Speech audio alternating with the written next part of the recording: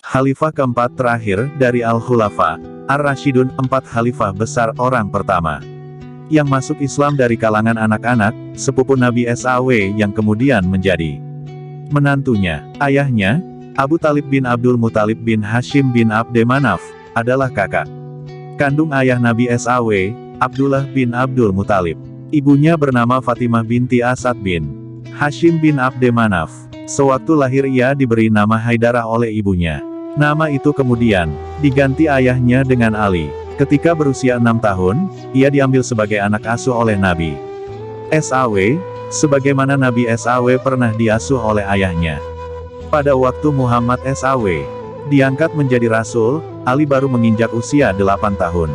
Ia adalah orang kedua yang menerima dakwah Islam, setelah Khadijah binti Huwailid, istri Nabi SAW. Sejak itu ia selalu bersama Rasulullah SAW, taat kepadanya, dan banyak menyaksikan Rasulullah SAW menerima wahyu. Sebagai anak asuh Rasulullah SAW, ia banyak menimba ilmu mengenai rahasia ketuhanan, maupun segala persoalan keagamaan secara teoretis dan praktis.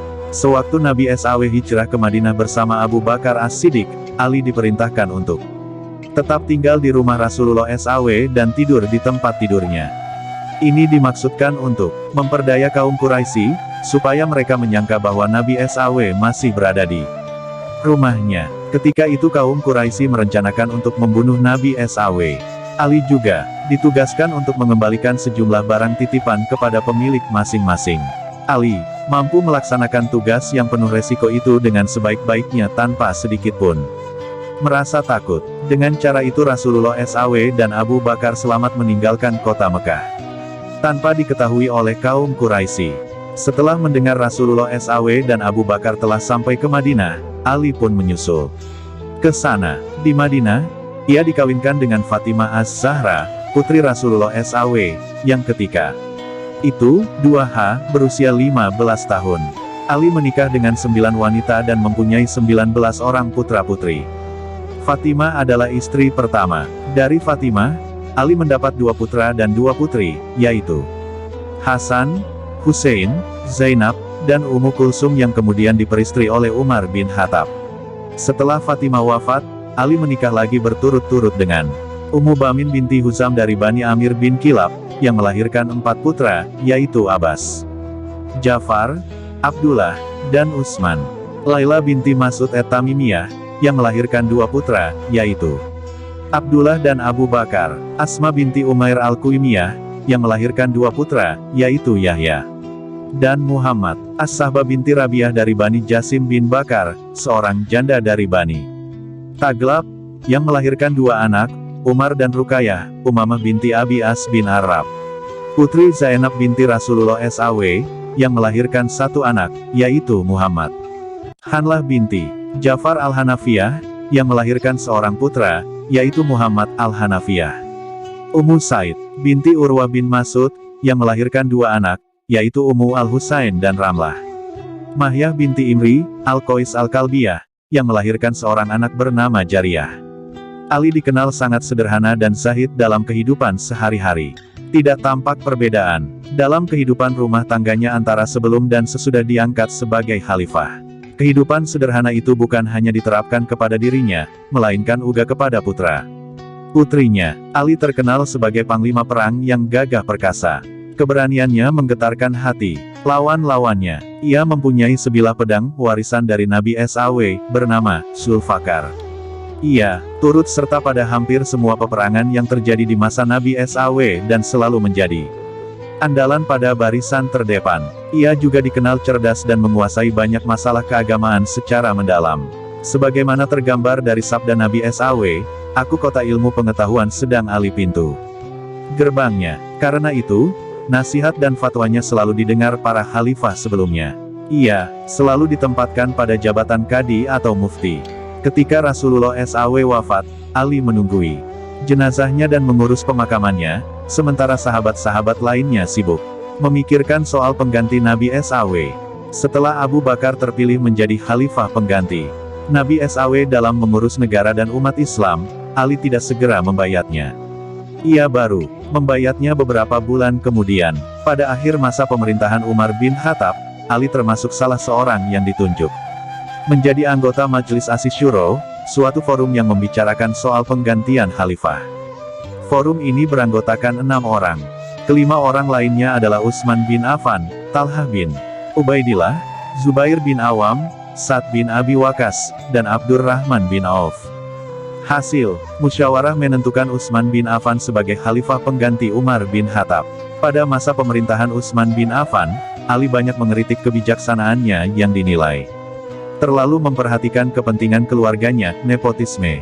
Ali menasihatinya agar bersikap tegas terhadap kaum kerabatnya yang melakukan penyelewengan dengan mengatasnamakan dirinya. Namun, semua nasihat itu tidak diindahkannya. Akibatnya, terjadilah suatu peristiwa berdarah yang berakhir dengan terbunuhnya Utsman. Kritik Ali terhadap Utsman antara lain menyangkut Ubaidillah bin Umar, yang menurut Ali harus dihukum had. Beberapa jenis hukuman dalam fikih, sehubungan dengan pembunuhan yang dilakukannya terhadap Hurmuzan. Utsman juga dinilai keliru ketika ia tidak melaksanakan hukuman cambuk terhadap Walid bin Uqbah yang kedapatan mabuk. Cara Utsman memberi hukuman kepada Abu Zarah juga tidak disetujui Ali. Utsman meminta bantuan kepada Ali ketika ia sudah dalam keadaan terdesak akibat protes dan huru-hara yang dilancarkan oleh orang-orang yang tidak setuju kepadanya. Sebenarnya, ketika rumah Utsman dikepung oleh kaum pemberontak, Ali memerintahkan kedua putranya, Hasan dan Hussein, untuk membela Utsman. Akan tetapi karena pemberontak berjumlah besar dan sudah kalap, Utsman tidak dapat diselamatkan. Segera setelah terbunuhnya Utsman, kaum muslimin meminta kesediaan Ali untuk dibayat menjadi khalifah. Mereka beranggapan bahwa kecuali Ali, tidak ada lagi orang yang patut menduduki kursi khalifah setelah Utsman. Mendengar permintaan rakyat banyak itu, Ali berkata, "Urusan ini bukan urusan kalian. Ini adalah perkara yang teramat penting, urusan tokoh-tokoh Al-Asyuro bersama para pejuang perang Badar." Dalam suasana yang masih kacau, akhirnya Ali dibayat. Pembayatan dimulai oleh sahabat besar, yaitu Talhah bin Ubaidillah, Zubair bin Awam, Sa'd bin Abi Waqqas, dan para sahabat lainnya. Mereka diikuti oleh rakyat banyak. Pembayatan dilakukan pada tanggal 25 Zulhijjah 33 di Masjid Madinah seperti pembayatan para khalifah pendahulunya. Segera setelah dibayat, Ali mengambil langkah-langkah politik, yaitu memecat para pejabat yang diangkat Utsman, termasuk di dalamnya beberapa gubernur, dan menunjuk penggantinya, mengambil tanah yang telah dibagikan Utsman kepada keluarga dan kaum kerabatnya tanpa alasan kedudukan sebagai khalifah sampai terbunuh pada tahun 661. Pemberontakan ketiga datang dari aliran Khawarij, yang semula merupakan bagian dari pasukan Ali dalam menumpas pemberontakan Muawiyah, tetapi kemudian keluar dari barisan Ali karena tidak setuju atas sikap Ali yang menerima tawaran berdamai dari pihak Muawiyah. Karena mereka keluar dari barisan Ali, mereka disebut Khawarij, orang-orang yang keluar. Jumlah mereka ribuan orang. Dalam keyakinan mereka, Ali adalah Amirul Mukminin dan mereka yang setuju untuk bertahkim telah melanggar ajaran agama. Menurut mereka, hanya Tuhan yang berhak menentukan hukum, bukan manusia. Oleh sebab itu, semboyan mereka adalah hukma ilya bi Allah, tidak ada hukum kecuali bagi Allah. Ali dan sebagian pasukannya dinilai telah berani membuat keputusan hukum, yaitu berunding dengan lawan. Kelompok Khawarij menyingkir ke Harurah, sebuah desa dekat Kufah. Mereka mengangkat pemimpin sendiri, yaitu Shibis bin Rubit et-Tamimi sebagai panglima angkatan perang dan Abdullah bin Wahab ar-Rasibi sebagai pemimpin keagamaan. Di Harurah mereka segera menyusun kekuatan untuk menggempur Ali dan orang-orang yang menyetujui tahkim, termasuk di dalamnya Muawiyah, Amr bin As, dan Abu Musa al-Asy'ari. Kegagalan Ali dalam tahkim menambah semangat mereka untuk mewujudkan maksud mereka. Posisi Ali menjadi serba sulit.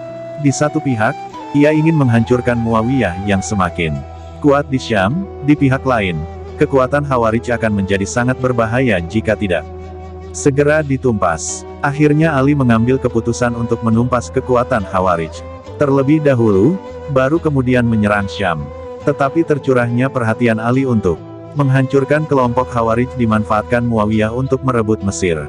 Pertempuran sengit antara pasukan Ali dan pasukan Khawarij terjadi di Nahrawan, di sebelah timur Baghdad pada tahun 658, dan berakhir dengan kemenangan di pihak Ali. Kelompok Khawarij berhasil dihancurkan, hanya sebagian kecil yang dapat meloloskan diri. Pemimpin mereka, Abdullah bin Wahab ar-Rasibi, ikut terbunuh. Sejak itu, kaum Khawarij menjadi lebih radikal.